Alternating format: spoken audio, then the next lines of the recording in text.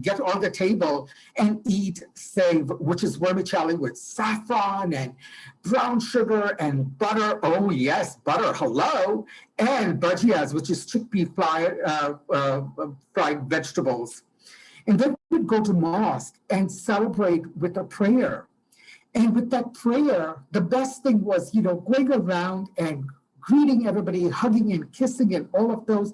No, there was no COVID that time. There were no 2 meters apart. It was just hug fest and all of that. I love that. And so the best part of that for kids was actually going to the family member's house and to the community house, because you know what? We'd get presents and we'd get money and we'd go buy some goodies. And so I've carried on that tradition with my boys. I've got 2 beautiful boys. One is 15, the other one is 9. And, I used to get them dressed up in upcycled clothes from Afghanistan, from Tajikistan, from India, as well as from Africa, because you know what? I love carrying on the tradition. And so what it is that this year was different. I was still in that fast, the fast that started in 2020.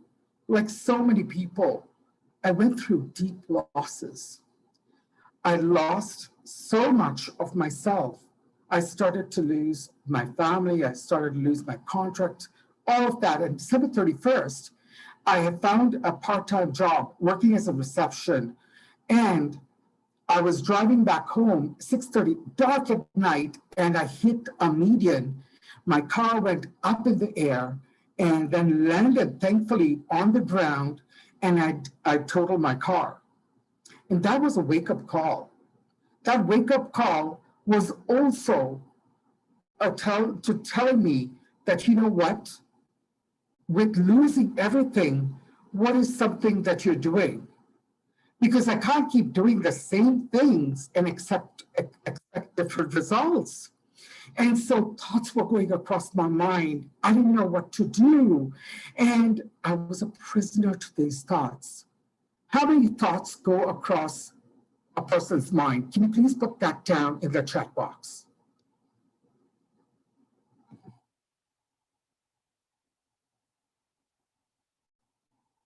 How many thoughts go in a person's mind?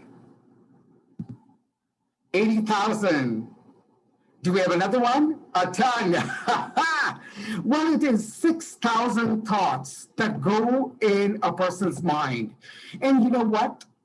We become a slave. We become a prisoner to these thoughts. And so with all of that, the amygdala created this fight, flight, fright response. And what do we do with this fight, flight? It's that we can't think clearly. And I knew that I had to create a different path.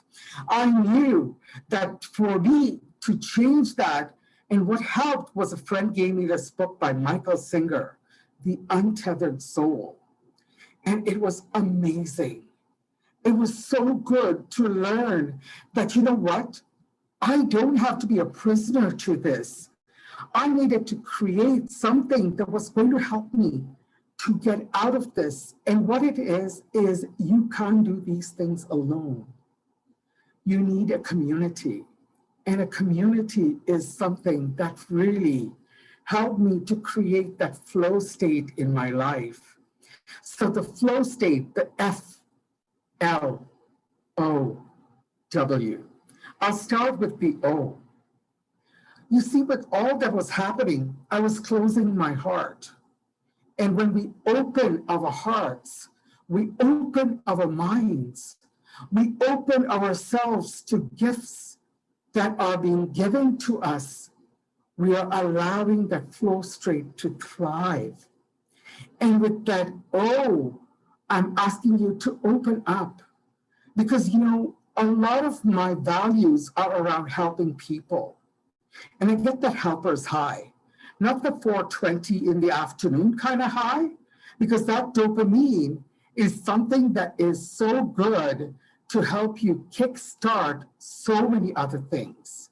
And I was stopping others from getting that high as well. And when I opened up, I allowed those gifts to come in. And now I'm going into the L, FL. And so I'd like you to create a heart on here. And when we create that heart, that is what we are doing. And I'm going to try and capture the screen while everybody is doing that heart, okay? And why, so, oh, I love that. Rosie's outside, and that was looking so beautiful. And so go ahead, love it. Thank you. And with that open heart, that was something that really helped me to expand and stop myself from carrying on the hate. And when we create that openness heart, I let go of those prisoning thoughts. Those thoughts were stopping me, because at the end of the day, what am I doing holding on to all of these things that were being taken away from me? When I created that openness in my heart, I allowed others to feel that and help them get that oxytocin, that dopamine. And I was able to fill my apartment with so many beautiful things. I started out with nothing. I started out from bottom, and now I'm here. And you know something that allowed me to open up my mind with that flow, with the focus, the F, the first letter of the flow. And with that laser-like focus, I was then able to say, okay, this is what I need to do. This is where I need to go. It's not sitting and saying things will come. It's creating that focus and allowing that love and the openness to go through. And for that, you gotta work. You gotta work, baby. And so how do you create that work? Is that it takes a lot of work for that diamond, because all those things, you want to take my diamonds? Take them, because you know what? IamAlnoor. Alnoor means the light. I am a diamond, and that diamond took work. It took pressure. It took pain for it to shine its brilliance. And so each and every one of us can shine with the brilliance, because as with life, in Ramadan, we must find those struggles. We must let go of things in order to attain things. And there is so much gifts in attaining. And the more we let go, the more we let the love in. So it takes micro steps for each of us to carry and climb those mountains.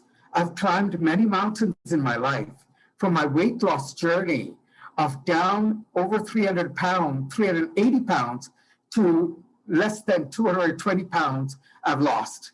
And so does that mean that I did not have to work? I had to climb those mountains. So take that micro step. No matter how much suffering, know that there is joy. No matter how dark it is time for you to let that light in. It isn't the end. We can still leave strong. You can still rise up by taking one micro step at a time. Thank you so much. And I will let Fiona start her journey by sharing. Thank you, thank you, thank you. Oh, that's amazing. You are so amazing and uplifting, letting go of the thoughts that